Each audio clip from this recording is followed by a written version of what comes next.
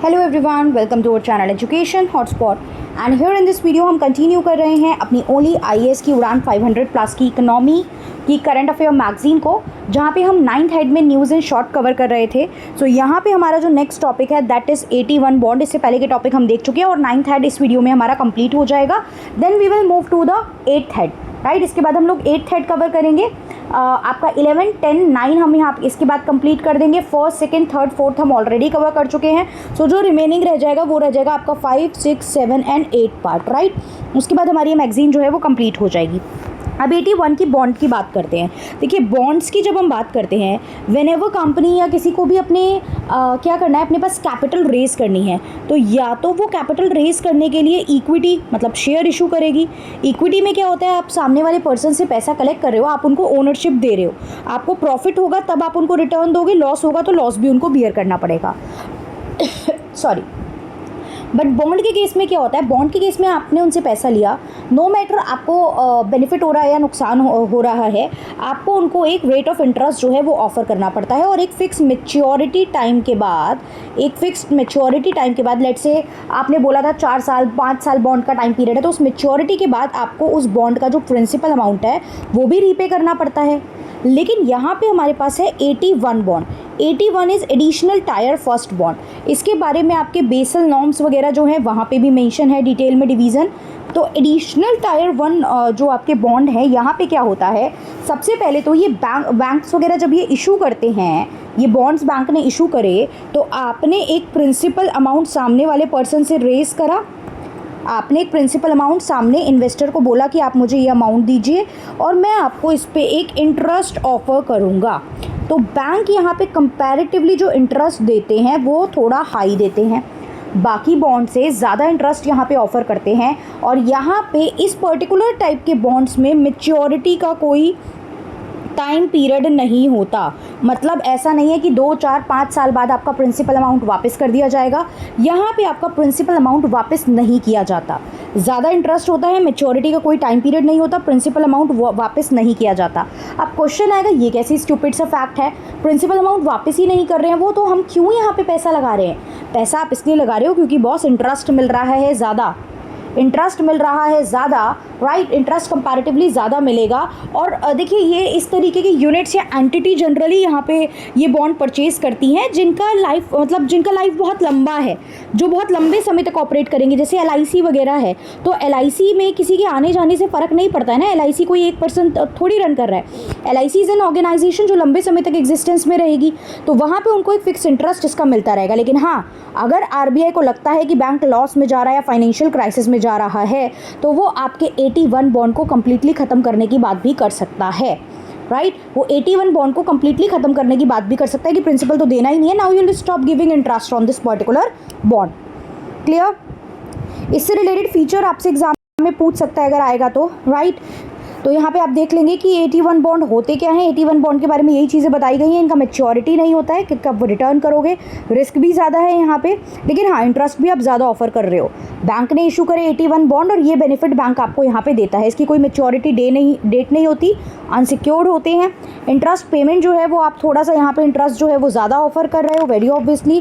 Principal recovery की बात करें तो आप यहाँ पे, अच्छा, ये ट्रेडेबल होते हैं, ये भी ध्यान रखना। अगर मेरे पास कोई 81 बॉन्ड है, I want to sell it to some other person कि आप ले लो, मुझे पेमेंट दे दो प्रिंसिपल की, आप ले लो और अब आगे आप इंटरेस्ट लेते रहना बैंक से, तो ये ट्रेडेबल भी होते हैं, ये चीज़ ध्यान रखना, राइट। आप इसको सेकेंडरी मार्केट में सेल भी कर सकते हैं। फिर इंटरेस्ट ज़्यादा मिलता है और 81 बॉन्ड को रेगुलेट कौन करता है? RBI रेगुलेट करता है। क्लियर? आई होप समझ में आ गया होगा। Let's move further. Front running क्या है? फ्रंट रनिंग देखिए, सीधा मीनिंग देखना है, why it is in news, ये सब चीज़ें इतनी इंपॉर्टेंट नहीं होती है। फ्रंट रनिंग जो है, पहली बात तो ये इंडिया में प्रोहिबिटेड है। अब यहाँ पे क्या है, फॉर एग्जांपल एक इन्वेस्टर है, एक इन्वेस्टर को कोई ऐसी इन्फॉर्मेशन पता है, ये एक पर्सन है या इन्वेस्टर या XYZ कोई भी पर्सन है, इसको कोई इन्फॉर्मेशन किसी कंपनी के बारे में कोई ऐसी इन्फो पता है, जैसे कंपनी कोई बहुत बड़ी डील करने वाली है, इसको पता है, तो इसने क्या करा, एडवांस में ही उसके शेयर खरीद लिए, एडवांस में ही सिक्योरिटीज़ कंपनी की परचेज़ कर ली और बाद में डील वील होने के बाद उन शेयर्स को मार्केट में सेल ऑफ कर दिया ताकि ये एक्स्ट्रा अब नॉर्मल प्रॉफिट कमा सके, क्योंकि इसने तो उसको कम में ख़रीद लिया था, अब मार्केट में वैल्यू बढ़ गई है तो ये उससे एक्स्ट्रा प्रॉफिट अर्न कर सकता है ये पर्सन, राइट। और ये प्रैक्टिस जो है ये इलीगल है वेरी ऑब्वियसली। आप इनसाइडर इन्फॉर्मेशन का, वो इन्फॉर्मेशन जो बाकी लोगों को नहीं पता, उसका फ़ायदा उठा के आप यहाँ पे ट्रेड कर रहे हो सिक्योरिटीज़ का, so this is not legal. तो फ्रंट रनिंग मतलब आप कोई नॉन पब्लिक इन्फॉर्मेशन जो ट्रेड से रिलेटेड है वो यूज़ कर रहे हो, राइट। और ये सिक्योरिटी एक्सचेंज ने बताया कि ये होती है फ्रंट रनिंग। ये जो है ये ट्रस्ट, फाइनेंशियल मार्केट पे ट्रस्ट उठा देगी लोगों का। अनफेयर एडवांटेज आप ले रहे हो यहाँ पे, बाकी इन्वेस्टर का नुकसान हो रहा है इसकी वजह से। तो क्या ये फ्रंट रनिंग इंडिया में लीगल है? याद रखना, front running is illegal. Front running मतलब कि कुछ ऐसी नॉन पब्लिक इन्फॉर्मेशन का यूज़ करना to gain the abnormal profit. Market से ट्रस्ट आपका जो है इसकी वजह से इन्वेस्टर का ट्रस्ट ब्रेक होता है। इंडिया में इलीगल है। सेबी जो है, सेबी रेगुलेशन 1996 की बात करें तो इसमें अमेंडमेंट लाई गई थी 2022 में, राइट, जो प्रिवेंट करने की बात करते थे फ्रंट रनिंग एक्टिविटी को। तो सीधा सिंपल हमें डायरेक्ट फ्रंट रनिंग का मीनिंग जो है वो पता होना चाहिए। फिर आता है पंप एंड डंप स्कीम। अब क्वेश्चन है कि पंप एंड डंप स्कीम होता क्या है? सेबी ने इस पे पेनल्टी वगैरह लगाई है। पंप एंड डंप स्कीम है कि आप जो है ना मार्केट में आर्टिफिशियली किसी शेयर का प्राइस बढ़ा रहे हो बाय स्प्रेडिंग सम मिसलीडिंग इन्फॉर्मेशन कि इसका प्राइस बढ़ने वाला है। तो आर्टिफिशियली आप इन्फ्लेट कर रहे हो स्टॉक के प्राइस को, कुछ गलत इन्फॉर्मेशन या मिसलीडिंग इन्फॉर्मेशन बायर्स तक पहुँचा के, ताकि बायर्स को लगे अच्छा ऐसे होने वाला है, प्राइस बढ़ने वाला है, तो वो स्टॉक को उस पर्टिकुलर प्राइस पे जो है मतलब उस स्टॉक को जो इंक्रीज प्राइस है उस पर भी वो इन्वेस्टर जो है वो खरीद लें। इंक्रीज इन्फ्लेटेड प्राइस क्योंकि आपने, और वो इन्फ्लेटेड प्राइस क्यों है? क्योंकि आपने फॉल्स इन्फॉर्मेशन जो है वो लोगों तक पहुंचाई है, राइट। अब ये माइक्रो कैप और स्मॉल कैप में ज़्यादा होता है क्योंकि इनके बारे में पब्लिक में ज़्यादा इन्फॉर्मेशन होती नहीं है। इनका जो ट्रेड वॉल्यूम है वो कंपैरेटिवली कम होता है, तो पब्लिक डोमेन में उतनी इन्फॉर्मेशन इनके बारे में अवेलेबल नहीं होती है। दैट्स वाई इनके बारे में जो है मिसलीडिंग इन्फॉर्मेशन या फॉल्स इन्फॉर्मेशन रिलीज़ करना, मार्केट में लोगों तक पहुँचाना कंपैरेटिवली आसान हो जाता है, राइट। अगेन ये कोई सही प्रैक्टिस तो है नहीं, तो सेबी तो प्रोहिबिट करेगी पंप एंड डंप स्कीम को। क्लियर? अभी ऊपर जो देखा फ्रंट रनिंग मतलब कुछ नॉन पब्लिक इन्फॉर्मेशन का यूज़ करना। पंप एंड डंप होता है कि ऐसी इन्फॉर्मेशन स्प्रेड कर देना जिससे कि स्टॉक का प्राइस जो है वो इन्फ्लेट हो जाए। फिर आता है ऑथराइज्ड इकोनॉमिक ऑपरेटर। देखिए ऑथराइज इकोनॉमिक ऑपरेटर होते क्या है? अभी पहली बात तो यहाँ जेम एंड ज्वेलरी कंपनी को ऑथराइज इकोनॉमिक ऑपरेटर बोला गया है। ऑथराइज इकोनॉमिक ऑपरेटर होते वो हैं जब आप फॉर एग्जांपल जब भी आपको इंटरनेशनल ट्रेड वगैरह करना होता है, देखिए कस्टम इन्वॉल्व होता है। अब हर टाइप के ट्रेड के लिए अगर कस्टम इन्वॉल्व होगा ना तो बहुत ज़्यादा टाइम लग जाएगा। आपके पोर्ट पे चेकिंग होती है ना अबाउट द प्रोडक्ट, जो भी प्रोडक्ट आप सेल परचेज मतलब ट्रेडिंग कर रहे हो, तो अब कस्टम सब चीज़ प्रॉपरली अगर चेक करके आगे भेजेगा तो वहाँ पे क्या रहेगा, वहाँ पे बहुत ज़्यादा डिले होगा, प्रॉब्लम रहेगा। तो यहाँ पे क्या बोला गया, देखिए सबसे पहली बात तो वर्ल्ड कस्टम ऑर्गेनाइजेशन के सेफ फ्रेमवर्क के अंडर यहाँ पे आप कुछ ऑर्गेनाइजेशंस को, कुछ कंपनीज़ को दर्जा दे देते हो ऑथराइज इकोनॉमिक ऑपरेटर का, कि हम आपको ऑथराइज इकोनॉमिक ऑपरेटर बना रहे हैं। अब ये ऐसे ही किसी भी चलती फिरती कंपनी को नहीं बना देते हो, वो कंपनी जिसने ट्रस्ट बिल्डअप करा है, जिसने प्रॉपर लॉ के सारे कंप्लाइंस को फॉलो करा है, लॉ को मान के चली है, आप उसे कहते हो ठीक है आप कस्टम के थ्रू नहीं कराओगे, आपको हम खुद ही AEO बना रहे हैं, आपको हम ऑथराइज इकोनॉमिक ऑपरेटर का दर्जा दे रहे हैं। और आप यहाँ पे क्योंकि आपने इतने साल स्टैंडर्ड्स और कंप्लाइंस से मैचअप होकर चला है, लॉ को फॉलो करा है, तो now you will manage all these thing, आप मैनेज करोगे इन सब चीज़ों को, राइट। तो ये एक AEO एक ऐसी बिजनेस एंटिटी होती है जो इंटरनेशनल मूवमेंट ऑफ गुड्स को लॉ के कंप्लाइंस के अंदर फॉलो करके चलती है कि वो सारे स्टैंडर्ड मैच कर रहा है कस्टम लॉ के या नहीं, राइट। और ये कोई इंडिया की बात नहीं है, इंडिया की बात मतलब ये वर्ल्ड लेवल पे बात है, इंटरनेशनल ट्रेडिंग की बात हो रही है। अभी रिसेंटली अप्रैल 2024 में यहाँ पे आपकी jewellery, diamond and jewellery manufacturer that is Asian star को AEO का स्टेटस जो है वो दिया गया है जेम एंड ज्वेलरी सेक्टर में। अब देखिए यहाँ पे लोग अप्लाई करते हैं कि हम लॉ फॉलो कर रहे हैं, आपको यहाँ पे अपने आप को प्रेजेंट करना पड़ता है that we are following the law, we are मतलब यूजिंग ऑल द स्टैंडर्ड, जो भी लीगल स्टैंडर्ड हम सारे जो हैं इंटरनेशनल ट्रेड करते हुए सारे स्टैंडर्ड भी हम लोग कवर करके चल रहे हैं। डन। तो ये चीज़ यहाँ पे बताई गई है। अब पूछा जाएगा अगर आपको पता होगा। यहाँ पे देखेंगे recently gem and jewellery sector, मैंने कंपनी भी बताई आपको, एशियन स्टार को दिया गया था। अब होता क्या है ये देखना है। पहली बात तो ये वर्ल्ड कस्टम ऑर्गेनाइजेशन के सेफ फ्रेमवर्क के अंडर आता है, जो बात करता है इंटरनेशनल ट्रेड सिक्योरिटी रहे, प्रॉपरली इंटरनेशनल ट्रेड सिक्योरिटी रहे। इसका मेजर ऑब्जेक्टिव क्या है कि आप सप्लाई चेन सिक्योरिटी को मैनेज करके चलो, ताकि मूवमेंट जो है वो लीगली जो है वो फैसिलिटेट हो पाए, फास्टर मूवमेंट हो पाएगी, लीगल रह पाएगी, कंप्लाइंस पूरे फॉलो करके चल रहे हो आप, राइट। आपका डायरेक्ट ट्रेड यहाँ पे फैसिलिटेट हो पाएगा, डिले नहीं होगा, जल्दी क्लियरेंस हो जाएगा, ये सब बेनिफिट रहते हैं। तो यहाँ पे इंडियन कस्टम को एम्पावर कर रहा है ताकि कार्गो की सिक्योरिटी जो है वो मेंटेन रह पाए by close collaboration between the stakeholder in the global supply chain. क्योंकि आप खुद, आपकी जो कंपनी है वो खुद इंटरनेशनल ट्रेड कर रही है इतने बड़े लेवल पे, तो आप स्टेक होल्डर हो इंटरनेशनल ट्रेड के रिगार्डिंग, तो आपके साथ कोलैबोरेट करके हम इस सप्लाई चेन को मेंटेन कर पाएँ। क्लियर? चलिए, तो ये इंडिया की कमिटमेंट भी फुलफिल करता है जो WTO ट्रेड फैसिलिटेशन एग्रीमेंट के अंडर यहाँ पे जो सेट की गई थी। फिर आता है ड्रिप प्राइसिंग। ड्रिप मतलब प्राइस, मतलब होता है किसी चीज़ का प्राइस सेट करना। ड्रिप प्राइसिंग मतलब ऐसा मेथड जब आप क्या कर रहे हो, अपने प्रोडक्ट का कुछ पार्ट दिखा के उसकी कुछ कॉस्ट दिखा रहे हो और बाद में फिर धीरे धीरे कॉस्ट बढ़ा रहे हो। जैसे कि ऑनलाइन आप प्लेटफॉर्म पे देखते हो, प्रोडक्ट लिखा हुआ है लेट्स से 199 का। अब आप जब अंदर गए वहाँ पे तो आप देख रहे हो 199 तो कॉस्ट प्राइस लिखा था, फिर उसमें एडिशनल सर्विस कॉस्ट ऐड कर दी, इंस्टॉलेशन कॉस्ट ऐड कर दी, डिलीवरी के चार्जेस ऐड कर दिए, मतलब बहुत सारी चीज़ें एक्स्ट्रा आपसे प्राइस चार्ज कर लिए। एक तरीके से बायर को बीफूल कर रहे हो आप, ताकि उसको आप उस आप उसको उस परचेजिंग चेन में फंसा सको। एंड लेटर ऑन फिर आप एक्स्ट्रा प्राइस जो है अलग अलग स्टेजेस पे उस ट्रांजेक्शन के एक्स्ट्रा प्राइस उससे चार्ज करते हो। मतलब इनिशियली आपने प्राइस कम दिखाए और बाद में आपने बहुत सारी अलग अलग चीज़ों की कॉस्ट ऐड करके उस प्रोडक्ट को अच्छा खासा प्राइस का प्रोडक्ट बना दिया, राइट। तो ये यहाँ पे इसके अगेंस्ट यहाँ पे बात की गई है। डिपार्टमेंट ऑफ कंज्यूमर अफेयर ने कंसर्न रेज करा है ड्रिप प्राइसिंग के चलते कि ये देखने को मिल रहा है, तो ये जो है ये कंसर्निंग इशू है। फिर क्वेश्चन आएगा अगेन, ड्रिप प्राइसिंग होता क्या है? तो ये एक ऐसा मेथड है जहाँ पे बिजनेस जो है वो सिर्फ अपने प्रोडक्ट का कुछ पोर्शन या सर्विस का कुछ प्राइस दिखा रहे हैं। जैसे फॉर एग्जाम्पल आपको दिखा दिया जाए मॉक टेस्ट प्राइस, आप कहीं पे कोई तैयारी कर रहे हो, आपको दिखा दिया जाए तो टेस्ट प्राइस, या फिर कुछ प्रीलिम्स इनहैंसिंग प्रोग्राम करके आपको दिखा दिया जाए, प्राइस दिखाया जाए 299। आप जब जा रहे हो तो पता चल रहा है आपको वहाँ पे बस 5 टेस्ट देने को, या एक टेस्ट का प्राइस 299, आपको बस टेस्ट देने आना है और आपको सोल्यूशन दे दिया जाएगा। तो प्राइस इस 299 या 599 या 999। तो इस तरीके से यहाँ पे है और बाद में बताया जा रहा है कि पूरा कोर्स ज्वाइन करना है तो इतना प्राइस है, ये करना है तो उतना प्राइस है।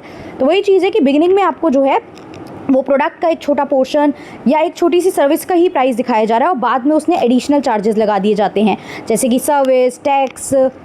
तो धीरे धीरे इंक्रीमेंट उसमें कर दिया जाता है प्रोडक्ट में, और इसको एक डार्क पैटर्न माना जाता है। डार्क पैटर्न माना जाता है under the prevention and regulation of dark pattern 2023। Question आता है डार्क पैटर्न क्या है? डार्क पैटर्न मतलब ऐसा जो स्ट्रैटेजी जहाँ पे ऑनलाइन जो प्लेटफॉर्म होते हैं वो यूज़र्स को बेवकूफ़ बना रहे हैं, यूज़र्स को डिसीव कर रहे हैं, राइट। उनको ट्रिक कर रहे हैं प्रोडक्ट को परचेज़ करने के लिए। जब आपकी कोई इंटेंशन नहीं है बाय करने की, आप देखते हो ना कितनी सारी चीज़ें शो होती रहती हैं, ये प्रोडक्ट्स का ये बेनिफिट है, इससे ये चीज़ हो जाएगी, उससे वो हो जाएगी। आपका कोई इंटेंशन नहीं था बाय करने के लिए, लेकिन वो ऑनलाइन प्लेटफॉर्म इस तरीके से आपको उस चीज़ में फंसा रहे हैं कि आप एक डार्क पैटर्न के जो जाल में फंसते जा रहे हो। तो that is the concept of drip pricing. अगला देखते हैं, पेमेंट एग्रीगेटर। पेमेंट एग्रीगेटर की बात करें तो यहाँ पे आपको बस यही देखना है कि पेमेंट एग्रीगेटर है क्या। ये जो है ये वो ऐसी फाइनेंशियल टेक्नोलॉजी है जो इलेक्ट्रॉनिक पेमेंट प्रोसेसिंग की बात कर रही है बिजनेसेस के लिए। जैसे आप गूगल पे, फ़ोन पे वगैरह यूज़ कर रहे हो, एज अ इंटरमीडियरी ये वर्क कर रही हैं ताकि आप ऑनलाइन पेमेंट ट्रांजेक्शन्स जो हैं, मतलब मर्चेंट को कनेक्ट करती हैं विद द फाइनेंशियल इंस्टीट्यूशन, ताकि आपकी ये जो पेमेंट ट्रांजेक्शन है वो फैसिलिटेट हो सके। डन। चलिए, जो नॉन बैंकिंग पेमेंट एग्रीगेटर्स हैं, जो बैंक से डायरेक्टली कनेक्ट नहीं है, उनको आरबीआई से ऑथराइजेशन लेना पड़ता है under the payment and settlement act, अगर वो लीगली ऑपरेट करना चाहती हैं। अदरवाइज उनके जो ऑपरेशंस हैं, उनकी जो ट्रांजेक्शन्स हैं, उनकी जो एक्टिविटी है, उसे लीगल नहीं माना जाएगा। फिर यहाँ पे एक ऑर्गेनाइजेशन की बात आई है, that is UNCTAD, United Nation Conference on Trade and Development. ये एक ऑर्गेनाइजेशन है जिसे यूनाइटेड नेशन का एक one of the principal organ United Nation General Assembly के अंडर जो है 1964 में इस्टेब्लिश कर दिया गया था। अगर आप इसका नाम देखो तो it is trade and development. तो ऐसी कंट्रीज़ मतलब डेवलपिंग कंट्रीज़ में ट्रेड एंड डेवलपमेंट को फैसिलिटेट करने के लिए और प्रमोट करने के लिए इस ऑर्गेनाइजेशन को 1964 में बनाया गया था। अगर पूछा जाए डेवलप्ड कंट्री तो no, it is not for the developed countries. Developing country में प्रमोशन के लिए, डेवलपिंग कंट्री में इकोनॉमिक डेवलपमेंट के प्रमोशन के लिए, ट्रेड के प्रमोशन के लिए, टेक्नोलॉजी के लिए, इन्वेस्टमेंट के लिए, सस्टेनेबल डेवलपमेंट के लिए इसको क्रिएट यहाँ पे किया गया था। इसका हेडक्वार्टर आप देख रहे हैं जेनेवा स्विट्ज़रलैंड में है। यूनाइटेड नेशन डेवलपमेंट ग्रुप का ये पार्ट है। यूएन जनरल असेंबली और इकोसॉक जो है इसको रिपोर्ट करता है। ये क्यों ये न्यूज़ में था? क्योंकि इसकी 60th एनिवर्सरी हमें देखने को मिली। 60th एनिवर्सरी लास्ट ईयर हमें देखने को मिली, so that's why it was in news. So UNCTAD के बारे में हमें देख लेना है। एक फैक्चुअल क्वेश्चन इससे रिगार्डिंग पूछ सकता है। स्टैंड फॉर व्हाट, हेडक्वार्टर कहाँ पे है, इकोनॉमिक फाइनेंस टेक्नोलॉजी इन्वेस्टमेंट की बात करता है। ट्रेड एंड इकोनॉमिक डेवलपमेंट जो डेवलपिंग कंट्री फेस करती हैं उनको हैंडल करने के लिए इस ऑर्गेनाइजेशन को यहाँ पे जो है वो फ्रेम किया गया था। कुछ रिपोर्ट जो UNCTAD बनाता है that is commodities and development report, trade and development report, ये भी पूछ सकता है ये कौन बनाता है। Least developed countries report, technology and innovation report, information and economy report. So these are certain report जो बनाई जाती हैं, जो पब्लिश करता है UNCTAD।